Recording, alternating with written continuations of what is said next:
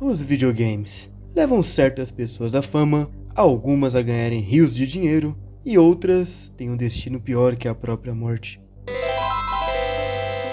Os anos 80, uma época de ouro para a indústria dos games. Tivemos tantos jogos inesquecíveis como Space Invaders, Pac-Man, Donkey Kong Jr. e muitos outros títulos incríveis para aquela época. E se você não nasceu nessa maravilhosa década, pausa esse vídeo e vá agora perguntar para os seus pais sobre os jogos que eles jogavam naquela época. Eu tenho quase que certeza que eles vão falar sobre como os flippers eram lotados, como cada ficha na máquina valia ouro. E era como viver uma vida inteira para zerar um jogo em uma única ficha. Isso era a diversão deles naquela época. E a cada novo jogo que saía, você vivia a experiência tudo de novo.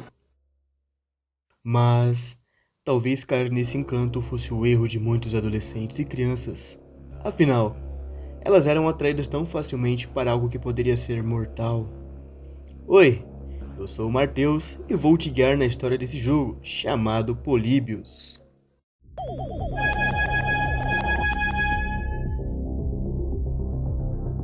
O ano é 1981 e os jovens estão delirando com Donkey Kong Jr. lançado naquele ano. Os fliperamas estão lotados e todo mundo quer ter seu nome no topo do ranking. Acredite você ou não, ter suas iniciais em um top 3 de uma máquina significava muito naquela época. Era como ter 10 mil seguidores hoje em dia no Instagram. Você se tornava o mais famoso do bairro e até mesmo da cidade. Agora, imagina que você é uma criança dos anos 80, nascida em Portland, no Oregon, nos Estados Unidos, e costuma ir a todos os dias ao flipper perto de sua casa jogar os mesmos jogos de sempre. Quando do dia pra noite uma máquina nova surge por lá, você ouve a novidade na escola e vai correndo ver qual seria o novo jogo. Quando se depara com a mais nova atração do local, seu nome é Polybius, e você simplesmente surta ao pensar que precisa ter seu nome gravado no ranking daquela máquina. Não é todos os dias que se tem uma novidade dessa. Para se ter uma noção, o lançamento nos anos 80 era algo mágico. Afinal, não se tinha tanto marketing quanto hoje em dia, e um jogo virava sucesso no boca a boca na escola, ou com seus vizinhos que falavam sobre um jogo novo que saiu no fliperama de algum canto da cidade. Agora imagine você, olhando para aqueles pixels e achando tudo aquilo incrível. Você não jogava pelos gráficos e sim pela pura diversão.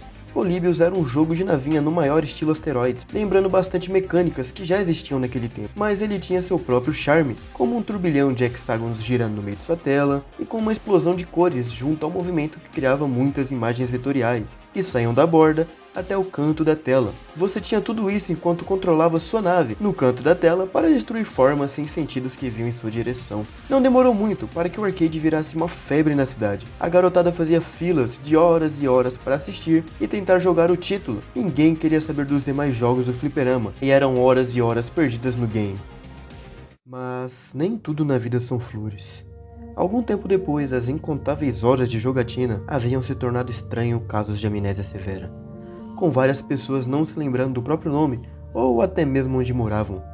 Mais tarde, alguns relatavam fortes enxaquecas, insônia e desmaios, e isso só foi piorando. Agora tínhamos até casos de desmaios, ataques epilépticos e alucinações. Houveram uns que até a versão a jogos desenvolveram.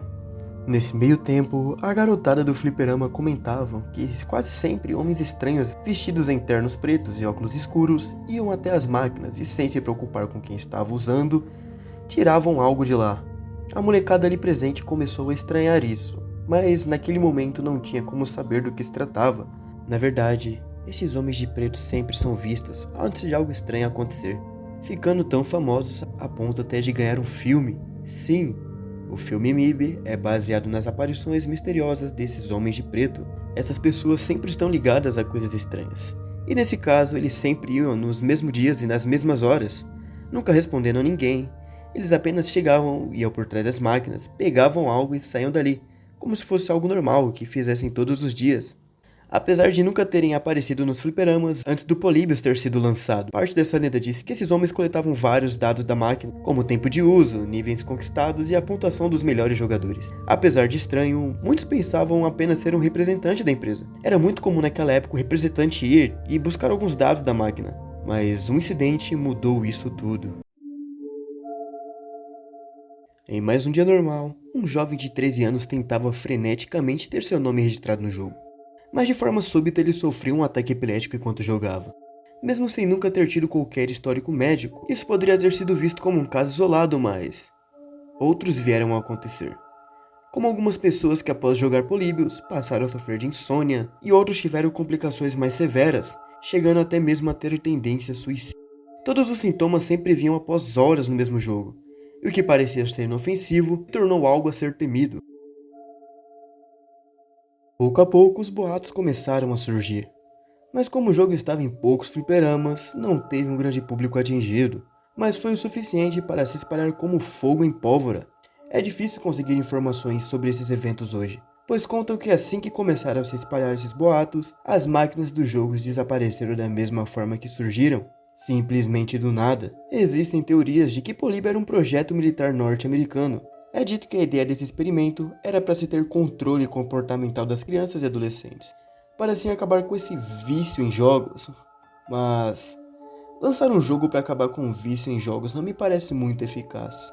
Então podemos imaginar o real motivo por trás desse experimento. Se procurar na internet, você vai achar pessoas que afirmam até os dias de hoje que Polybius foi real, e que os militares deixaram o projeto de lado após sair do controle deles, e os resultados serem os piores possíveis. Afinal, os efeitos colaterais eram desastrosos para serem aprovados. Vamos avançar um pouco no tempo, para ser mais preciso para o ano de 1998, onde um autor anônimo escreveu sobre o arcade. Em sua publicação ele falava com poucos detalhes sobre o Polybius, contando sobre como a história em cima desse game é nebulosa e o quão limitado foi seu lançamento. Se formos parar para pensar, esse jogo não saiu em todo o país, ou sequer esteve nas grandes cidades, onde seriam os lugares perfeitos para sua popularização, o que só levanta ainda mais suspeitas. O autor ainda chega a comentar sobre os casos de amnésia que as crianças sofriam. E ele descreveu o game com visual abstrato, ação rápida com puzzles, e menciona que as máquinas sumiram em questão de 30 dias após serem postas nos fliperamas. Indo atrás de mais informações, descobri que a produtora do game também é repleta de mistérios. Praticamente não se sabe nada sobre ela. Apenas que após a saída de Polybius das lojas, a empresa foi fechada e ninguém ficou sabendo de nada sobre ela. O que só ajuda ainda mais a acreditar que seria algo relacionado ao governo, pois só ele teria tal poder para acabar com o rastro de uma empresa, se é que ela chegou a existir. Agora avançando para um tempo mais atual, em 2006 um homem chamado Steve Roth deu declarações dizendo ser um dos devs do game. E segundo ele, a empresa criadora do jogo foi fundada na República Tcheca em uma união de muitos programadores que queriam tentar a vida nesse mundo dos games. E a empresa acabou sendo contratada por uma empregadora misteriosa ao sul dos Estados Unidos, que ele não quis revelar o nome por questão de segurança, mas ele conta que a companhia surgiu com a proposta de criar algo inovador, um shooter de naves com elementos de puzzle, tornando assim ele diferente dos demais jogos da mesma época. Roach ainda disse que Portland foi escolhido como cidade teste para ver se o jogo tinha uma boa aceitação, mas durante os testes uma criança sofreu um forte ataque epilético enquanto jogava, devido a muitas cores piscando na tela ao mesmo tempo. Portanto, aquela tal empregadora recolheu todos os gabinetes do game. Roth conta que só teve conhecimento após um conhecido falar sobre o caso.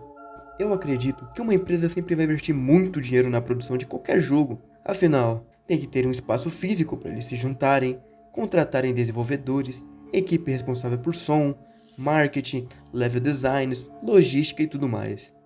Então parece meio improvável que depois de apenas um teste, essa empresa tenha decidido fechar suas portas e desistir do mundo dos games para sempre.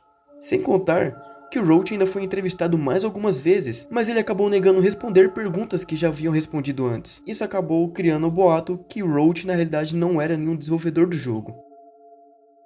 Mas uma coisa não pode ser deixada para trás. Lendo o fato, a questão é que a história por trás desse jogo jamais poderá ser desmentida ou de fato confirmada. Afinal, até hoje ela permanece sem uma resposta clara, se foi real ou não. A única coisa que de fato sabemos é que ainda hoje permanece o mistério de Polybius. E chegamos ao final de mais um vídeo. Eu agradeço imensamente você que ficou aqui até o final, e eu só queria pedir uma única coisa para você. Um pequeno apoio se possível. Deixa o like e um comentário aí embaixo. Se inscreve no canal também para ajudar. Bom, obrigado novamente e fui!